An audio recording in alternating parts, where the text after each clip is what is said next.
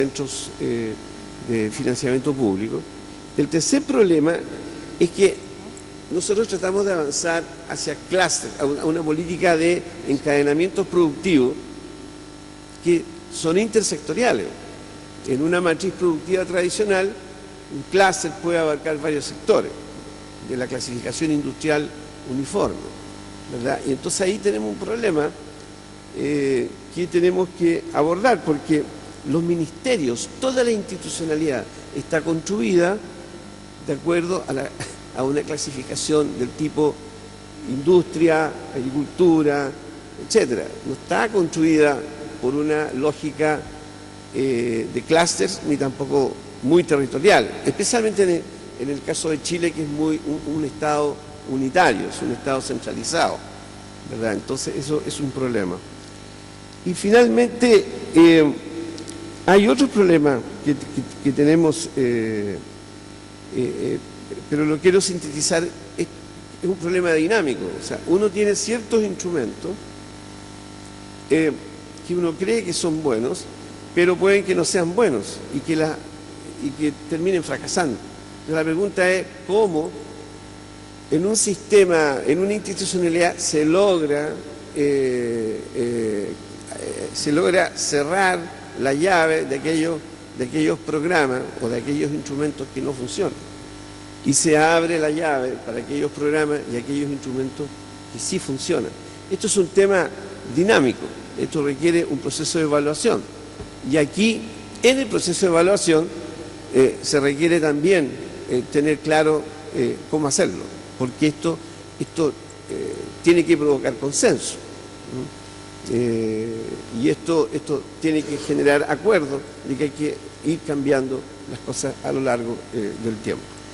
Entonces, en el caso de Chile, como bien lo destacaba Primavera, se construyó una institucionalidad que es una institucionalidad a partir de un acuerdo, yo llamaría adaptativo. Nosotros teníamos la Corfo, tenemos la Corfo, la Corporación de Fomento, que es el eje fundamental del proceso de industrialización sustitutiva de Chile y que fue creada en el año 1989, que es una entidad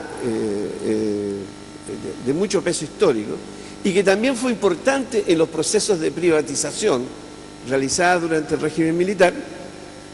Esta Corfo es una institución fundamental para la innovación tecnológica en Chile.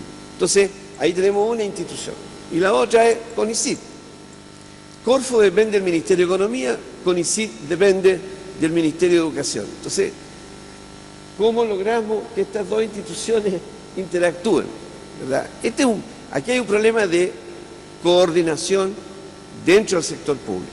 Y esto es un problema serio. La Corfo tiende a tener, por su naturaleza, más conexión con el sector privado.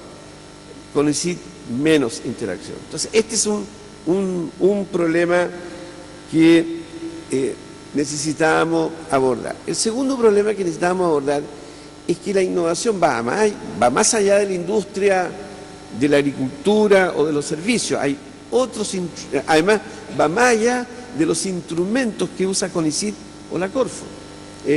Uno puede impulsar la innovación, por ejemplo, a través de instrumentos regulatorios, a través de la política de compras públicas, como aparece en el programa del gobierno vasco.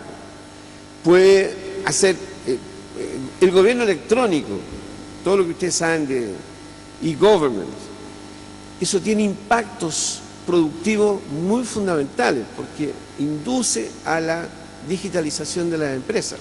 Si uno ofrece pagar impuestos vía Internet, o ofrece, por ejemplo, trámites recurrentes empresariales vía Internet, induce a que las empresas se conecten a través de Internet, y eso genera la informatización de la pequeña y mediana empresa, por ejemplo.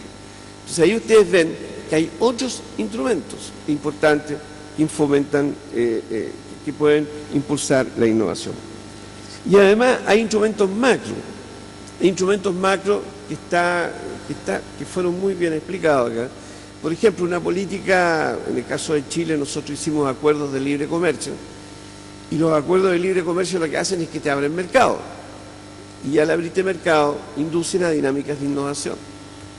El que nos haya abierto el mercado chino, si un chino se toma una botella de vino al mes, esos son, en una familia son 12 botellas de vino, multiplícala por 50 millones de familias que pueden consumir vino, es mucho vino, es mucho más que el que produce Chile en un año. Y eso evidentemente genera, abre espacios impresionantes. Lo mismo con la integración de Chile con Mercosur, abre mercados que antes no estaban abiertos.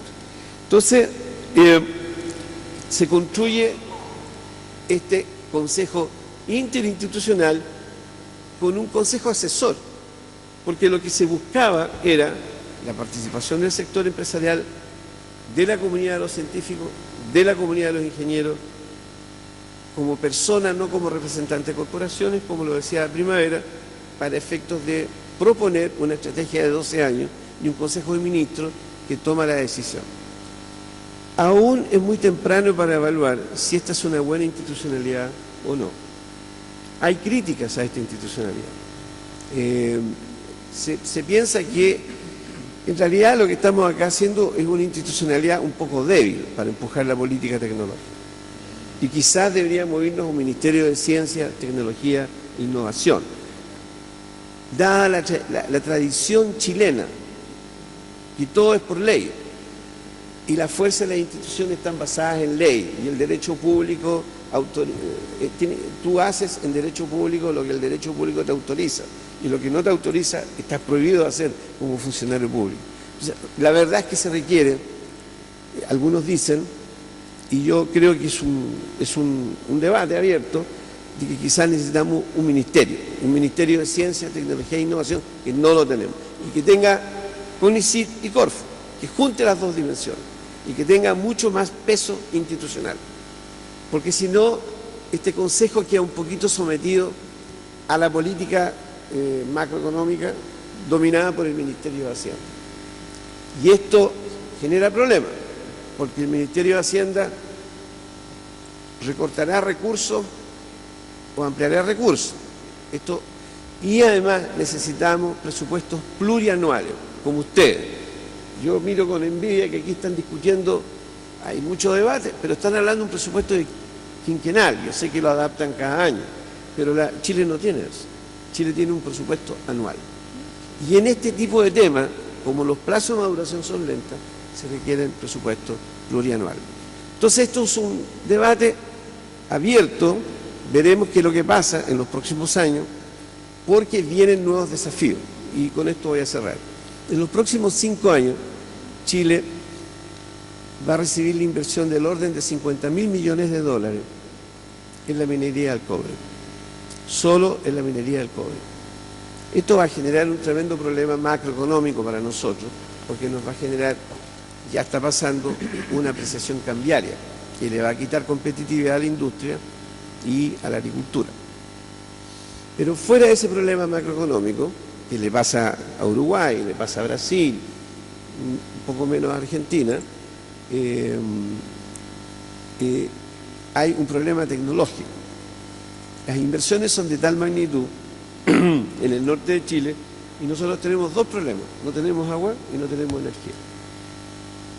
Entonces vamos a tener que invertir en una cañería de agua, primero en la desalinización del mar, del agua de mar, y subirla por una cañería que va 200 kilómetros tierra adentro a 4.500 metros de altura.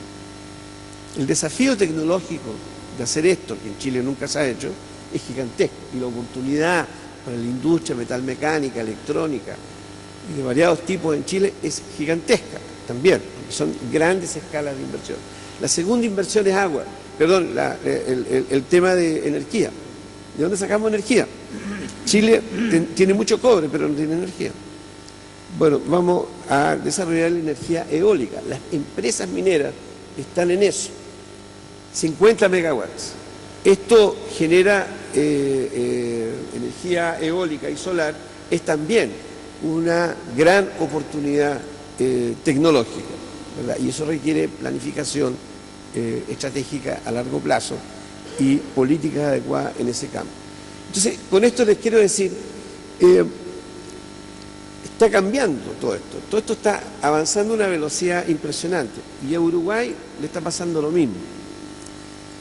Entonces, en algunos sectores nosotros vamos a tener áreas donde el activismo empresarial va a ser determinante, por ejemplo en el sector del cobre, pero en otras áreas como biotecnología avanzada y nanotecnología puede ser que el activismo sea de las universidades y de los centros de investigación, porque ahí tenemos pocos empresarios de gran escala invirtiendo en eso.